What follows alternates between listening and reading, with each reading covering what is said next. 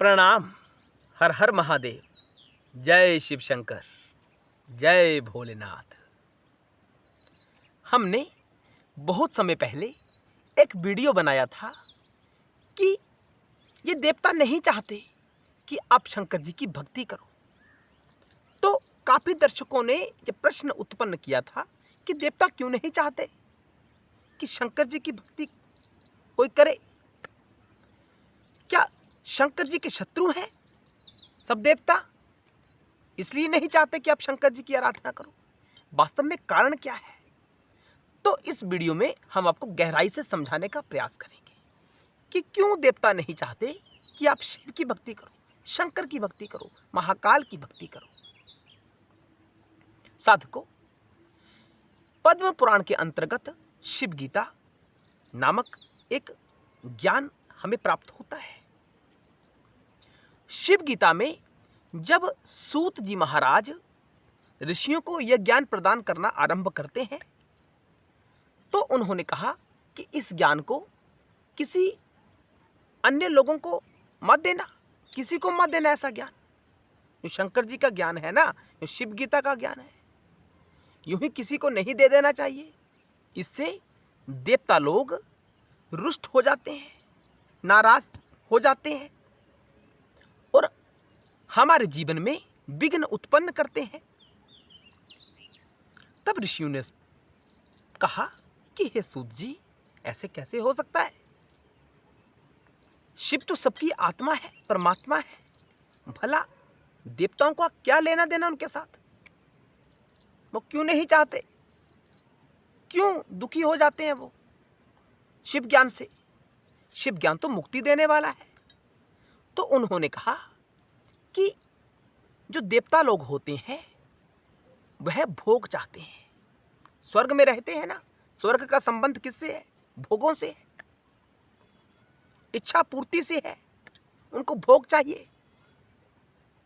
जो हवन इत्यादि कृत्य किए जाते हैं, जो कर्म कांड किया जाता है, उसकी सामग्री हवन के द्वारा जो हम आहुति डालते हैं ना सामग्री की, वह सूक्ष्म रूप से देवताओं को स्वर्ग में प्राप्त होती है और आहुति प्राप्त करके वह प्रसन्न हो जाते हैं और लोगों को, जो साधक होता है, जो हवन कृत्य करता है, उसकी मनोकामना पूर्ण होती है।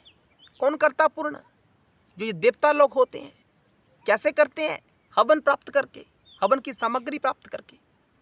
और जो शंकर जी वाला ज्ञान होता है, यह वैराग्य देने वाला होता है, मोह माया से छुड़ाने वाला ज्ञान होता है, संसारिक चक्र से छुड़ाने वाला शंकर जी का ज्ञान होता है। जो व्यक्ति इस ज्ञान का अनुसरण करना आरंभ कर देता है ना, तो वो हवन नहीं करेगा और हवन नहीं होगा तो देवताओं को सामग्री कहां से प्राप्त होगी? देवता नाराज हो जाते हैं। वो नहीं चाहते कि इस ज्ञान की तरफ कोई जाए, शंकर जी के ज्ञान की तरफ कोई जाए। देवता नहीं चाहते। इसी कारण से यह ज्ञान हर किसी को मत देना। जो शिव गीता का ज्ञान है, यह मुक्ति का परम साधन है।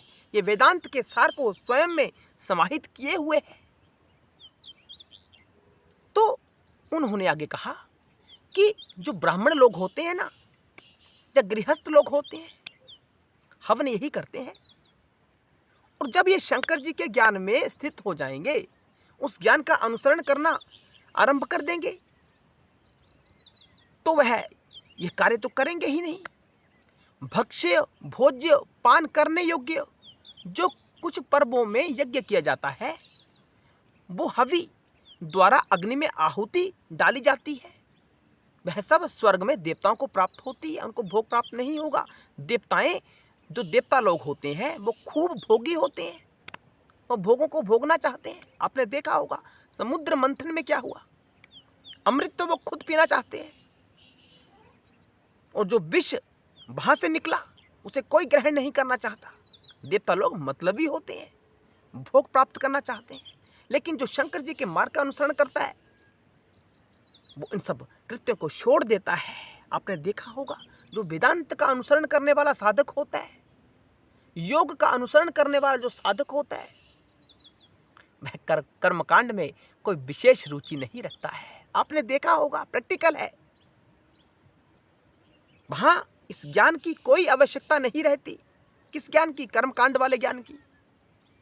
वो तो आत्मा का विषय है, शिव आत्मा का विषय है। इसलिए देवता लोग रुष्ट हो जाते हैं और जीवन में अमंगल करना आरंभ कर देते हैं। अब संसारी लोगों की तो कामना होती है, वो सुख प्राप्त करना चाहते हैं। जब देवता लोग उनके जीवन में उथल पुथल करना आरंभ कर देते हैं, बाधाएं उत्पन्न करना शुरू कर देते हैं, तो संसारी प्राणी दुखी होता है। तो आगे ऋषि ने कहा, इसका इलाज क्या है? क्या करें? क्या शिव के मार्ग का अनुसरण करें ही ना? नहीं करेंगे तो मुक्ति प्राप्त नहीं होगी। देवताओं को हव्य नहीं देंगे तो वो रुष्ट हो जाएंगे। तो जाएं कहां? क्या करें इसके लिए? तो उन्होंने कहा, शंकर जी की भक्ति। कोटि जन्मार्जिते पुण्य शिवे भक्ति प्रजायते। करोड़ों जन्मों के बाद शंकर जी की भक्ति प्राप्त होती है।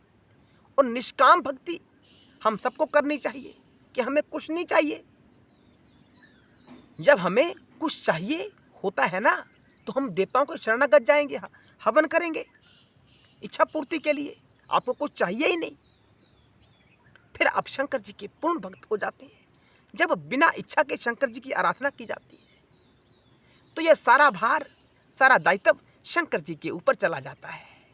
वो आपको उन देवताओं से कैसे बचाएंगे, उनके विघ्न से कैसे बचाएंगे, वो आगे आत्मा का कार्य है, शिव का कार्य है, परमात्मा शंभू का कार्य है। आप उनके ऊपर छोड़ दें इन बातों को। पहले निष्काम भक्ति तो करो। जब निष्काम भक्ति करेंगे, आपको कुछ चाहिए ही नहीं, आपकी कोई इच्छा कामना है ही नहीं। हम कहते हैं ना कि शंकर जी का भक्त निष्काम भाव से शंकर जी की आराधना करता है, उसे कुछ नहीं चाहिए। लेकिन जिसे चाहिए वो तो देवताओं के सामने झुकेगा ही ना, क्योंकि वो देवताओं को भोग देगा और देवता उनकी इच्छाओं की पूर्ति करेंगे। और इस खेल में मुक्ति संभव नहीं है। इच्छा करी, फल प्राप्त हुआ, फिर इच्छा करी, फिर फल प्राप्त हुआ। ऐसे जीव का कल्याण नहीं होता है। ऐसे कृत्य करने से आपको स्वर्ग की प्राप्ति तो हो सकती है, आपके जीवन में सुख सुविधाओं का आगमन तो हो सकता है, लेकिन मुक्ति संभव नहीं हो सकती। और मुक्ति ही तो हमारे जीवन का परम उद्देश्य है। मुक्ति के लिए ही हमारी सभी क्रियाएं होनी चाहिए। जो शंकर जी के शरणागत होने से संभव है। साधकों, आशा है आपको बड़ा गहरा ज्ञान प्राप्त हुआ होगा कि देवता लोग क्यों रुष्ट होते हैं, वास्तव में क्यों विघ्न उत्पन्न करते हैं, क्यों शरीरों में प्रवेश करके विघ्न उत्पन्न करते हैं। क्या कारण है?